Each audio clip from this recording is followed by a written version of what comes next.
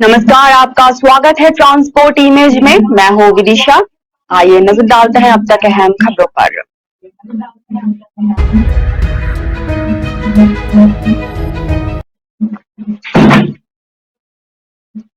अंतर्राष्ट्रीय न्यायाधीश सम्मेलन में शामिल राष्ट्राध्यक्षों और न्यायमूर्तियों के सम्मान में सीएम योगी ने रखा रात्रि भोज।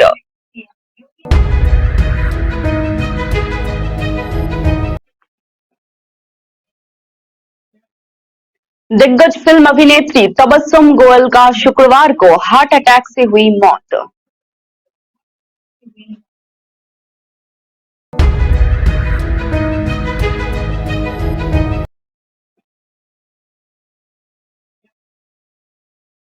नेशनल कॉन्फ्रेंस के अध्यक्ष और पूर्व मुख्यमंत्री डॉक्टर फारूक अब्दुल्ला ने कहा, राज्य में शांति और विकास के लिए चुनाव जरूरी है।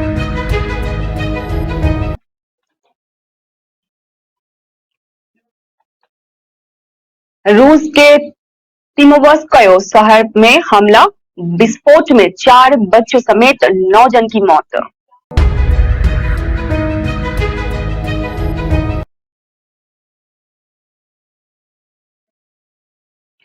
भारत और न्यूजीलैंड के बीच शुरू हुआ T20 मैच।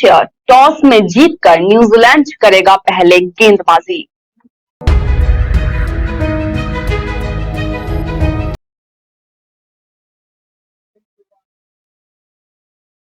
आइए जानते हैं खबरें विस्तार से। देश की राजधानी दिल्ली और एनसीआर में सर्दी बढ़ती ही जा रही है और इसी वजह से धुंध ने एक बार फिर आफत बढ़ा दिया है। जहरीला धुआं मिले इस धुएं ने लोगों को घरों में कैद रहने को मजबूर कर दिया है। इसका सबसे बड़ा कारण है कि इस स्मॉग से न केवल लोगों को सांस लेने में दिक्कत का सामना करना पड़ रहा है, बल्कि उनको आंखों में तेज जलन का एहसास हो रहा है। वहीं दिल्ली की वायु गुणवत्ता का स्तर अभी भी खराब श्रेणी में बना हुआ है।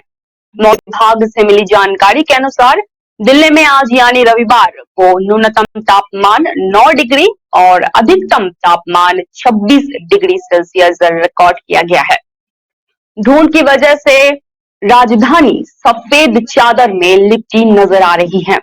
इसके साथ में दिल्ली में वायु प्रदूषण का स्तर भी बढ़ गया है। केंद्रीय प्रदूषण नियंत्रण बोर्ड के अनुसार दिल्ली में प्रदूषण का स्तर खराब से गंभीर श्रेणी में आने की कगार पर पहुंच गई है। शनिवार को दिल्ली में एयर क्वालिटी इंडेक्स 276 रिकॉर्ड किया गया, जबकि आज सुबह इसका स्तर 297 था। आपको बता दें कि उत्तर भारत में सर्दी का दौर शुरू हो गया है। पहाड़ों पर हो रही बर्फबारी ने मैदानी इलाकों में ठंड बढ़ा दिया है। दिल्ली एनसीआर में ठंडी हवाएं चल रही है, जिसकी वजह से लोगों को गर्म कपड़े निकालने पड़ गए हैं। उत्तर प्रदेश, बिहार और मध्य पूर्व भारत के तापमान में लगातार गिरावट देखी जा सकती है। इसके साथ ही कई राज्यों में अभी भी बारिश हो रही है। खासकर दक्षिण भारत के राज्यों में अभी बारिश से राहत मिलने का कोई संकेत नहीं मिल पाया है। मौसम विभाग से मिली जानकारी के अनुसार बंगाल की खाड़ी पर बने निम्न दबाव के क्षेत्र के कारण तमिलनाडु और आसपास के इलाकों में बारिश का सिलसिला चलते रहने की संभावना देखी जा सकती है।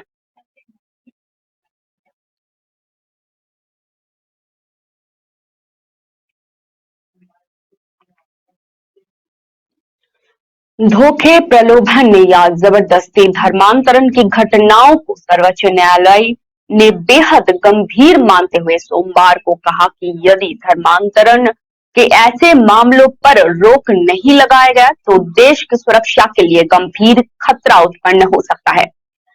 इसके साथ ही ऐसे घटनाएं धार्मिक स्वतंत्रता के नागरिकों को मौलिक अधिकार का भी उल्लंघन करती है।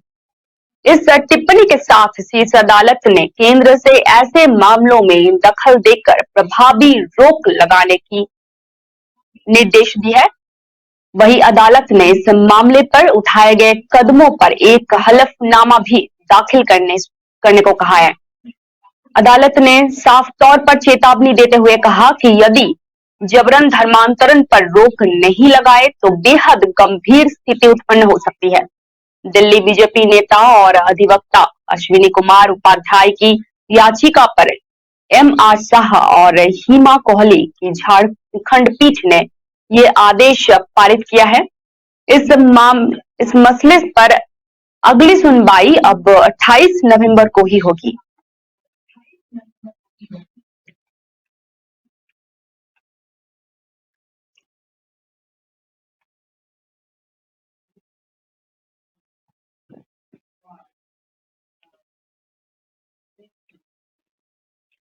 केंद्रीय स्वास्थ्य मंत्रालय की ओर से मंगलवार सुबह 8 बजे जारी अद्यतन आंकड़ों के अनुसार गुजरात में संक्रमण से एक व्यक्ति की मौत होने से देश में संक्रमण से मौत के मामले बढ़कर 5,30,533 हो गए हैं। भारत में पिछले 24 घंटों में कोरोना वायरस संक्रमण के 474 नए मामले सामने आने के बाद देश में अभी तक संक्रमित हुए लोगों की संख्या बढ़कर 4,67,67,398 हो गए हैं। 6 अप्रैल 2020 के बाद सामने आए ये सबसे कम दैनिक मामले हैं। तब 394 दैनिक मामले सामने आए थे। केंद्रीय स्वास्थ्य मंत्रालय की ओर से मंगलवार सुबह 8 बजे जारी अद्यतन आंकड़ों के अनुसार गुजरात में संक्रमण से एक व्यक्ति की मौत होने से देश में संक्रमण से मौत के मामले बढ़कर 5,30,533 हो गए। भारत में कोरोना वायरस संक्रमण के उपचाराधीन मरीजों की संख्या घटकर 7,918 रह गए हैं, जो कुल मामलों का 0.02% है। मरीजों के ठीक होने की राष्ट्रीय दर बढ़कर 98% 7.9 हो गए हैं। देश में अभी तक कुल 4,40,27,724 लोग संक्रमण मुक्त हो चुके हैं, जबकि कोविड-19 से मृत्यु दर 1.19% है। मंत्रालय की वेबसाइट पर मौजूद जानकारी के अनुसार राष्ट्रव्यापी टीकाकरण अभियान के तहत अभी तक कोविड-19 रोधी टीकों की 219.81 करोड़ खुराक दी जा चुकी है।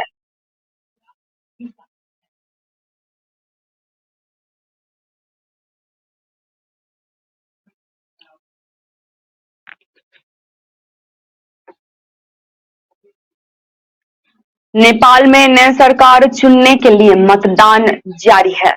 इस दौरान संघीय संसद के कुल 275 सदस्यों में से 165 का चुनाव प्रत्यक्ष मतदान के जरिए होगा, जबकि शेष 110 को आनुपातिक मत प्रणाली से चुना जाएगा। नेपाल में आज राष्ट्रीय और प्रांतीय सरकारों चुनने के लिए मतदान जारी है। संघीय संसद के 275 और 7 प्रांतों में विधानसभाओं के 550 सीटों के लिए भारी संख्या में लोग वोटिंग कर रहे हैं। करीब 1.79 करोड़ मतदाता स्थानीय समयानुसार रविवार सुबह 7 बजे से मतदान कर रहे हैं। ये मतदान शाम 5 बजे तक होगा। इस दौरान संघीय संसद के कुल 275 सदस्यों में से 165 का चुनाव प्रत्यक्ष मतदान के जरिए होगा, जबकि शेष 110 को आनुपातिक मत प्रणाली से चुना जाएगा।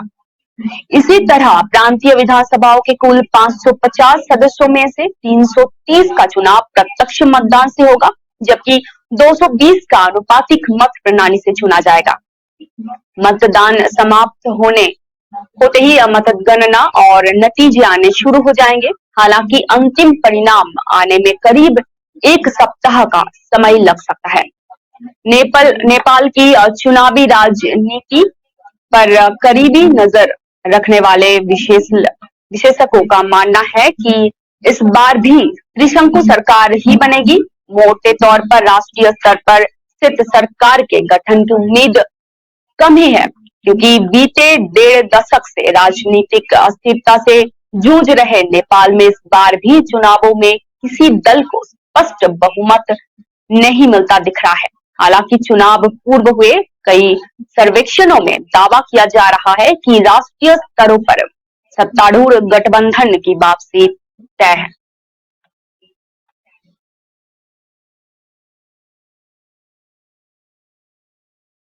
जमानत याचिका का विरोध करते हुए हाईकोर्ट को बताया गया कि शिकायतकर्ता का बैंक खाता खुलवाने में याचिकाकर्ता का हाथ था, जिस खाते से बड़ी रकम का लेन देन हुआ है। पुलिस को प्रकरण की जांच में याचिकाकर्ता की आवश्यकता है। कोर्ट ने याचिका खारिज कर दी। दुबई में बैठकर देश में ऑनलाइन सट्टे का कारोबार संचालित करने के आरोपी सतीश सनपाल के गुर्गे की जमानत याचिका हाईकोर्ट ने खारिज कर दी है। हाईकोर्ट जस्टिस विशाल दागट ने पाया कि करोड़ों के मनी लॉन्ड्रिंग के मामले में आरोपी सीधे तौर पर लिप्त है। याचिकाकर्ता अमित शर्मा की तरफ से दायर की गई याचिका में कहा गया था कि उनके खिलाफ लॉर्डगंज थाने में धारा 420 के तहत अपराध दर्ज किया गया है और वो 29 अगस्त 2022 से जेल में निरुद्ध है। प्रकरण में मुख्य आरोपी सतीश सनपाल तथा विवेक पांडे हैं, जिन्होंने शिकायतकर्ता प्रमोद रजक के नाम से बैंक में खाता खोला था और 47 करोड़ रुपए ट्रांसफर किए थे। याचिकाकर्ता अपराध में प्रत्यक्ष रूप से शामिल नहीं है। सरकार की तरफ से पैरवी करते हुए अधिवक्ता सूरज ठाकुर ने जमानत याचिका का विरोध करते हुए एक पीठ को बताया कि याचिकाकर्ता सिंडिकेट का सदस्य है जो मनी लॉन्ड्रिंग के साथ अपराध कर रहे हैं। शिकायतकर्ता का बैंक खाता खुलवाने में याचिकाकर्ता का हाथ था, जिस खाते से बड़ी रकम का लेन देन हुआ है। पुलिस को प्रकरण की जांच में याचिकाकर्ता की आवश्यकता है। एकल पीठ ने जमानत याचिका को निरस्त करते हुए अपने आदेश में कहा है कि बड़ी रकम के लेन देन के मामले आरोपी सह अभियुक्त है। वर्तमान परिस्थिति में उसे जमानत का लाभ प्रदान नहीं किया जा सकता है।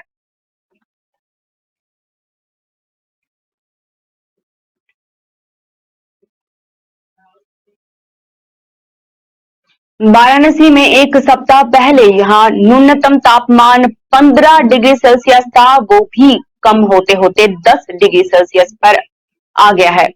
रविवार सुबह से ही हवाएं चलने से ठंड अधिक महसूस हो रही है। हालांकि धूप निकलने से थोड़ी सी राहत जरूर मिली है। वाराणसी समेत पूरे पूर्वांचल में ठंड की लहर अब तेज हो गई है। पिछले एक सप्ताह में मौसम में तेजी से बदलाव देखने को मिला है। जहां हवा में नमी बढ़ी है, वहीं पारा भी दिन प्रतिदिन लुढ़कता जा रहा है। यही कारण है कि सुबह रात में ठंड ज्यादा बढ़ गई है। घरों में गर्म कपड़े भी सबके निकल गए हैं। एक सप्ताह पहले जहां न्यूनतम तापमान 15 डिग्री सेल्सियस था, वो भी कम होते होते अभी 10 डिग्री सेल्सियस पर आ गिरा है। रविवार सुबह से ही हवाएं चलने से ठंड अधिक महसूस हो रही है। हालांकि धूप थोड़ी सी राहत महसूस करवा रही है। मौसम वैज्ञानिक प्रोफेसर मनोज श्रीवास्तव के अनुसार आने वाले दिनों में ठंड बढ़ने और तापमान में उतार चढ़ाव बने रहने के आसार दिख रहे हैं।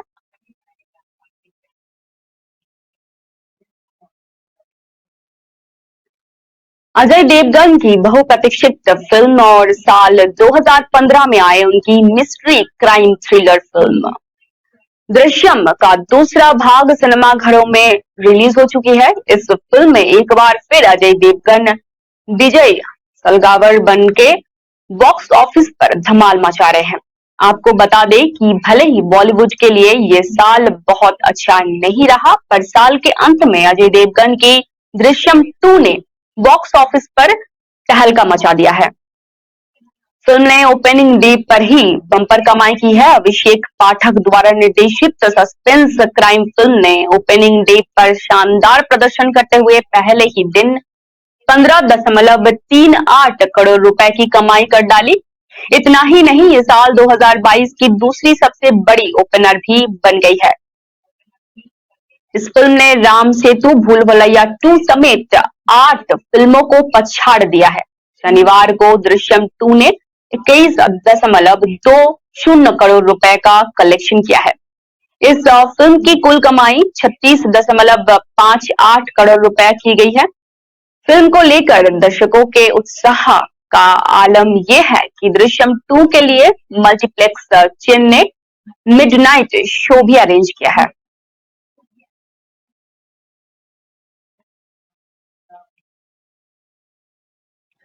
दिग्गज फिल्म अभिनेत्री तबस्सुम गोयल शुक्रवार को उनका निधन हो गया। प्रमुख फिल्मी हस्तियों की उपस्थिति में मुंबई में अंतिम संस्कार किया गया। इस दौरान उनके परिवार के साथ कई फिल्मी हस्तियां भी मौजूद थी। तबस्सुम गोयल का निधन 18 नवंबर रात करीब 8:40 में मुंबई के अस्पताल में कार्डियक अरेस्ट के कारण हो गया। तबस्सुम के बेटे ने शनिवार शाम को मीडिया को बताया कि तबस्सुम इससे पहले बिल्कुल स्वस्थ थी। 10 दिन पहले अपने शो के लिए शूटिंग कर रही थी और अगले हफ्ते फिर से शूट करने वाली थी, लेकिन वो सब अचानक से हो गया। तबस्सुम को रात को अचानक तबीयत खराब हो गई और उन्हें तत्काल मुंबई के अस्पताल में दाखिल करवाना पड़ा, लेकिन उन्हें डबल हार्ट अटैक आ जाने से उनकी मौत हो गई।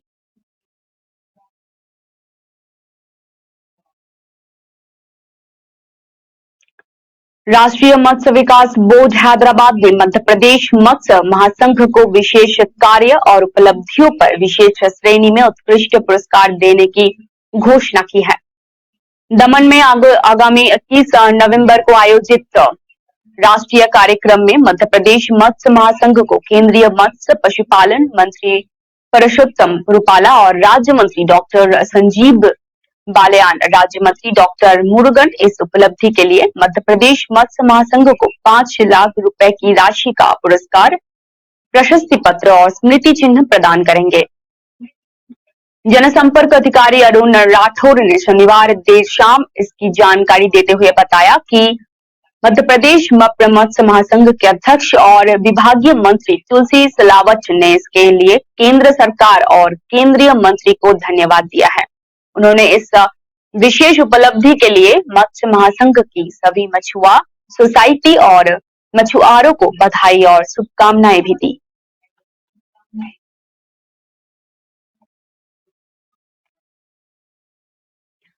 देश के रक्षा सचिव का चार्ज संभालने के बाद पहली बार गिरिधर अरमाने ने चीन सीमा पर पूर्वी लद्दाख के अग्रिम क्षेत्रों का दौरा किया। उन्होंने गलवान घाटी का भी दौरा किया और ठीक उसी जगह सैनिकों के साथ तस्वीरें खिंचाई जहां खूनी संघर्ष में शहीद हुए 20 भारतीय जवानों की याद में बनी स्मारक पर तिरंगा फहराकर भारत ने अपना वर्चस्व कायम किया है। उन्होंने शनिवार को ऊंचाई वाले क्षेत्र में तैनात भारतीय सेना के हथियारों की मारक क्षमता देखी। देश के 40वें रक्षा सचिव के रूप में IAS गिरिधर अरमाने ने इसी महीने की 1 तारीख को पद्मभार संभाला था। रक्षा सचिव बनने के बाद अरमाने पूर्वी लद्दाख के अग्रिम क्षेत्रों का दौरा करने के लिए 2 दिवसीय दौरे पर चीन सीमा पर पहुंचे हैं। लेह पहुंचकर अरमाने ने सेना की फायरिंग एंड फ्यूरी कोर के मुख्यालय का दौरा किया। इस दौरान 14वें कोर के कमांडर ने उन्हें ऑपरेशनल और लॉजिस्टिक पहलुओं की जानकारी दी। बॉर्डर रोड ऑर्गेनाइजेशन के हिमांक और विजयक प्रोजेक्ट्स के चीफ इंजीनियर्स ने उन्हें लद्दाख में बुनियादी ढांचे के विकास से अवगत करवाया।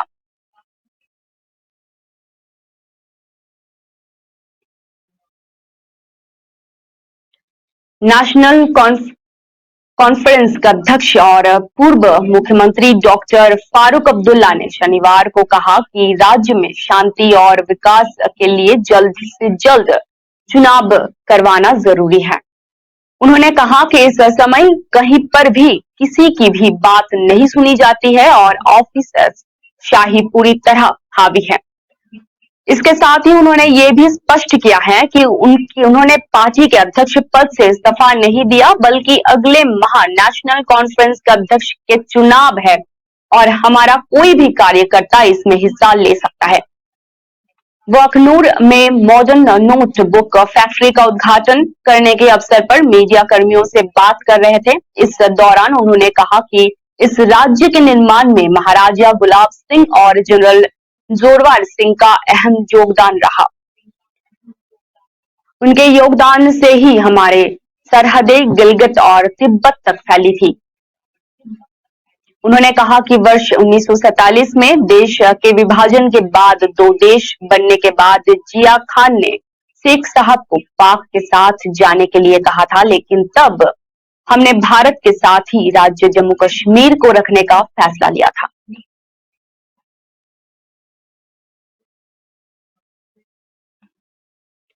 दुनिया की दो सबसे बड़ी अर्थव्यवस्थाओं के बीच बातचीत का रास्ता खुला रखने की दिशा में एक और कदम उठाते हुए अमेरिकी उपराष्ट्रपति कमला हैरिस ने शनिवार को चीनी राष्ट्रपति शी जिनपिंग के साथ बातचीत की।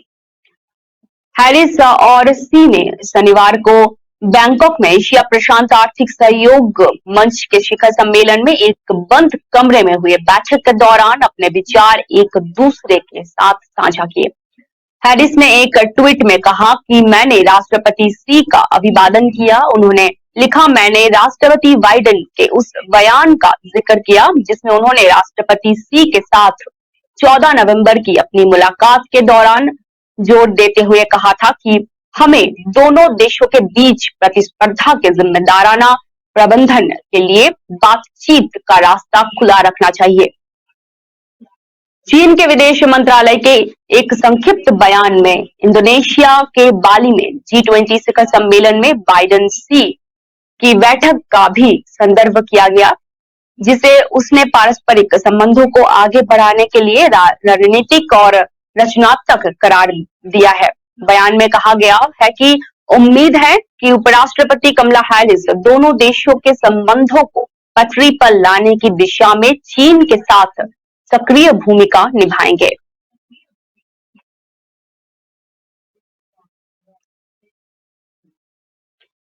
राष्ट्रीय राजधानी दिल्ली के प्रगति मैदान में आयोजित 40वें भारत अंतर्राष्ट्रीय व्यापार मेला शनिवार से आम जनता के लिए खुला गया। भारतीय व्यापार संगठन ने ये जानकारी दी है। ITPO के बयान के मुताबिक आम जनता के लिए मेले में प्रवेश करने का समय आज सुबह 10 बजे से लेकर शाम के 7:30 बजे तक है। अंतिम दिन 27 नवंबर को प्रवेश का समय सुबह 10 बजे से लेकर शाम को 4:30 बजे तक रहेगा।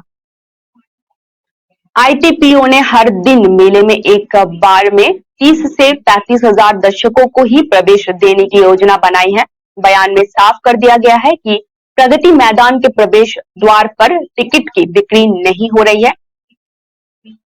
भारतीय व्यापार संगठन ने कहा है कि आम जनता को असुविधा से बचाने के लिए मेट्रो स्टेशनों और ITBPO की वेबसाइट पर ऑनलाइन टिकट खरीदने की सुविधा है। सुप्रीम कोर्ट मेट्रो स्टेशन को छोड़कर 66 चुनिंदा मेट्रो स्टेशनों पर इसके लिए टिकट की बिक्री की जा रही है। आजादी के 75वें वर्ष में आयोजित 41वां व्यापार मेला की शुरुआत 14 नवंबर को हुई थी। ये मेला 27 नवंबर तक चलेगा। 14 दिवसीय इस मेले में शुरुआती 5 दिन व्यापारी दर्शकों के लिए ही खुले गए थे।